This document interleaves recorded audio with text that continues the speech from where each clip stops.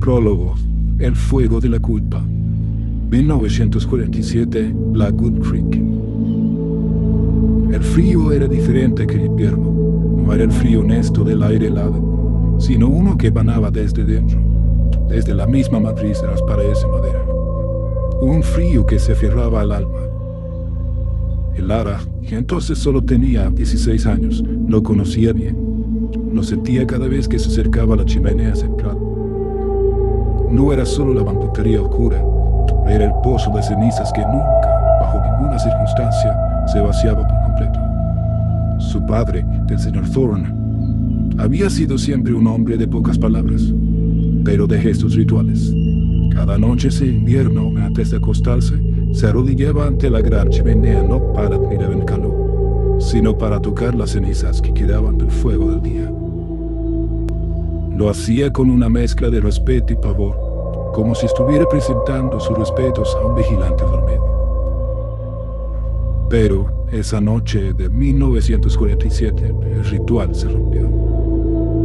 El viento aullaba contra la cabaña con la rabia de un centenar de lobos, y la nieve caía con tal densidad que el mundo exterior se había borrado, dejando a los Thornes aislados en un ataúd de madera. Lara estaba sentada junto a su madre, cosiendo a la luz parpadeante de una lámpara de queroseno, cuando escuchó los gritos. No eran gritos de dolor, sino de terror puro, animalesco. Su padre, el fuerte e inmutable señor Thorne, estaba en el centro del salón, sus manos cubriendo sus oídos, su rostro empapado en un sudor frío. «¿Están hablando de nuevo?», gritó su voz desgarrada. «El frío, el eco me dicen lo que hice». La madre de Lara, una mujer silenciosa y resignada a los caprichos de la casa, lo abrazó con calma. «No es real, Henry, es solo el viento». Pero Lara sabía que no era el viento. Ella también lo había escuchado, un susurro seco y crepitante que venía directamente de las cenizas de la chimenea. Era una voz sin garganta que hablaba de culpa, de fuego y de un pacto roto mucho tiempo atrás. Aquella noche la bruma no era un fenómeno meteorológico, sino la respiración de algo antiguo. La leyenda que se susurraba en Blackwood Creek, lejos de los oídos de forasteros, hablaba de una mujer.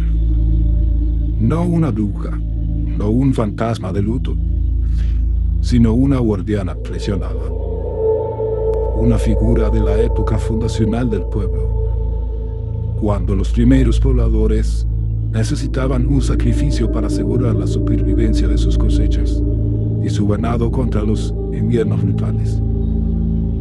El acuerdo era simple, una ofrenda de calor y gratitud cada año. Pero los ancestros de los Thorne, movidos por la codicia y el miedo, habían roto el pacto.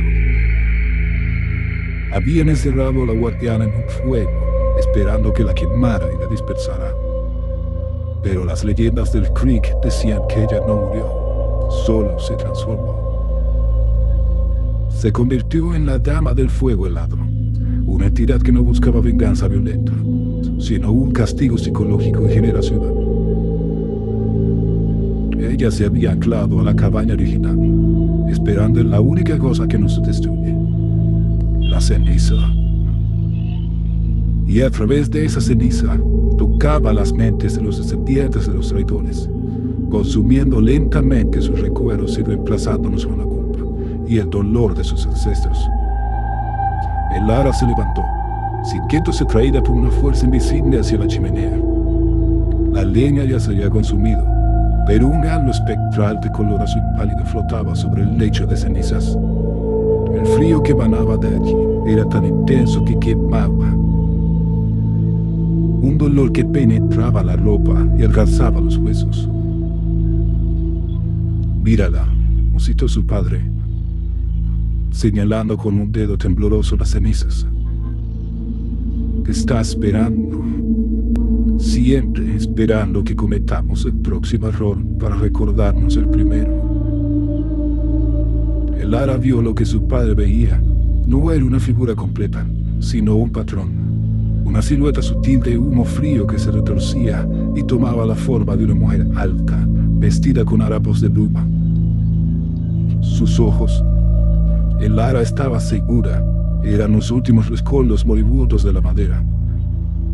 El Lara era joven y la desesperación de su padre era contagiosa. Años de silencio, años de sentir la presencia de ese frío espectral, la habían convencido de la verdad del terror.